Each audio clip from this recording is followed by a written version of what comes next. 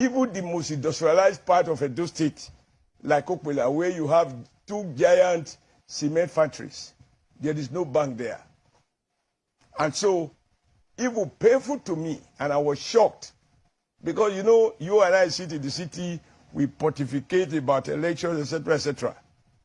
When a small farmer, a motor mechanic tells me, in the course of my campaign, that the POS operator in his neighborhood insists that he should pay 20%. So when he wants to withdraw 5,000, he has to part with 1,000. Nigeria is not exactly a banana republic. I am shocked that the CBN could pursue this senseless policy.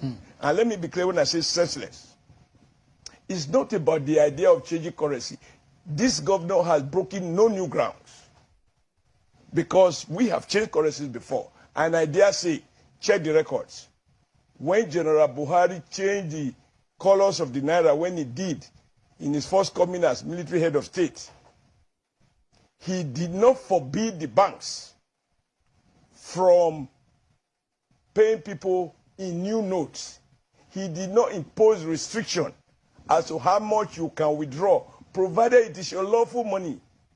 To assume that every Nigeria is corrupt, that the motor mechanic is corrupt, and that this policy is meant to check corruption, the CBN is not part of the institutions charged with the responsibility of ensuring free, fair, and credible election. That is not in the act establishing the CBN. So when I hear argument that seems to criminalize and, in a sense, blackmail the political elite as though they are responsible.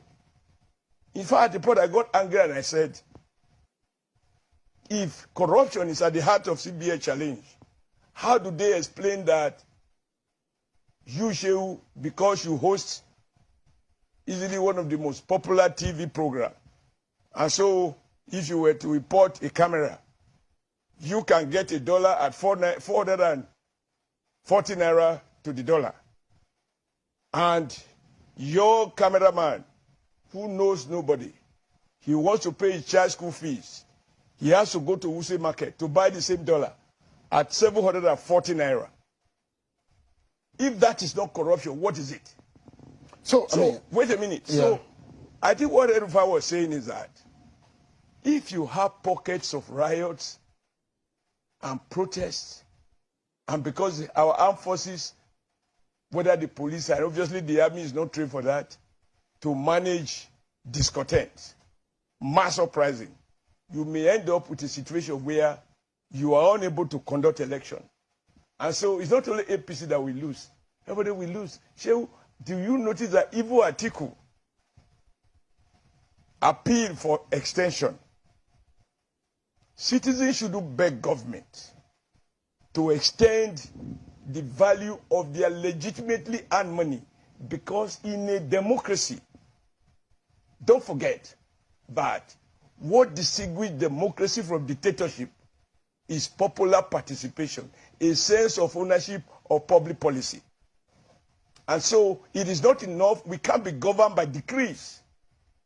If the president cannot govern by decree, nobody in Nigeria should govern by decree. We must be governed by our consent. So, we have parliament. Yeah. So, and I asked the question, comrade, the CBN was reappointed by President Muhammadu Buhari. Yes. President Buhari is of the APC. Yes. We can then say this is an APC-led government. Can Yes. you excuse whatever is happening, the economic hardship on Nigerians, can you excuse the APC from all of this? Unfortunately, it's a very difficult question to answer. First, we can't deny the fact. And for me in particular, I was the national chairman, and I went around the 36 states campaigning for APC victory, both at the presidential, Senate, National Assembly, governorship, and even House of Assembly. So I cannot order any guys pretend or even attempt to delete myself from the APC. And even now, I am a candidate on APC platform. And I'm not ashamed about that. But having worked as chairman which enabled me to work directly, to relate directly with the president. I know the trick that the CBN played. Because we have a president who has told the world, and I believe he was right, that if Nigeria does not kill corruption, corruption will kill Nigeria. And he meant it. Even in informal talks, we do say that if you want the president to accede to something, you must assure him that what you want him to approve will not in any way translate to a corrupt practice. So I can guess, because I wasn't there, that in obtaining the approval which the president said he gave, I believe the CBN deceived the president by amplifying the need to have a corruption-free electioneering, as if election is the only project that this president has responsibility for.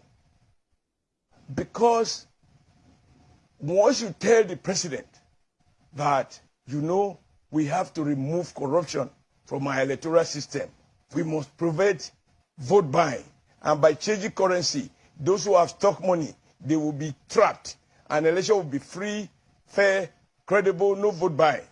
The President Buhari that I know will have no difficulties in agreeing. So however, yeah. Wait, Shehu, the CBN governor knows better than that.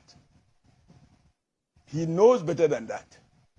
He knows that, I mean, even to talk of vote buying, I'm sorry to say, and I don't want to be misunderstood, but I'm not saying anything new. Somebody said so recently. We have moved from a situation where all you need is to compromise the police and the INEC, and you write result, and they are declared. Then you start balancing the ballot papers later, to one in which those seeking election are now afraid of the electorate. If people say you are buying vote the way you bribe the police, you bribe people you are afraid of. Even that is not as bad as where we are coming from. I am not justifying it. I am on record as launching one man, one vote and try to popularize it across Nigeria. I believe in it because if there is no free, fair election, people like me could have a chance to contest for governorship. Yeah. The timing, excuse me, you could see that the intention of the bank is not to eliminate abuses, is to prevent the election from taking place. And let me ask you,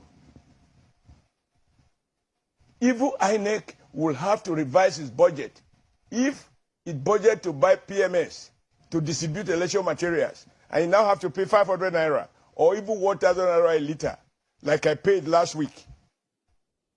Where will you find the difference? You're going to do a supplementary appropriation. If you have riot like you have in Ibadan, you had in Benin, I don't know elsewhere, and they were taking place simultaneously, and you are now dealing with the issue of protecting life and property, will election become a priority? So it is in that context that whoever scuttled the election will have scuttled the chances of APC winning the election. But I'm happy that even Atiku appealed for extension. But in my view, I think the National Assembly captured the mood of the people. And I'm happy about that because what distinguishes a dictatorship from democracy is the presence of parliament. They live and they represent 360 constituencies across the 774 local governments in Nigeria. They are in touch with their people, and they have spoken. Nobody should lay claim to be more patriotic than the other. Now, those poor pensioners who were crying to me in Edo, what I have to do? I couldn't own on to the decision because I was not consulted. It's not a party decision. It was never debated at a party forum. So I believe that the governor of the bank just play on what he considered to be the president most, because the president is truly committed to anti-corruption. And so he uses that to achieve other objectives.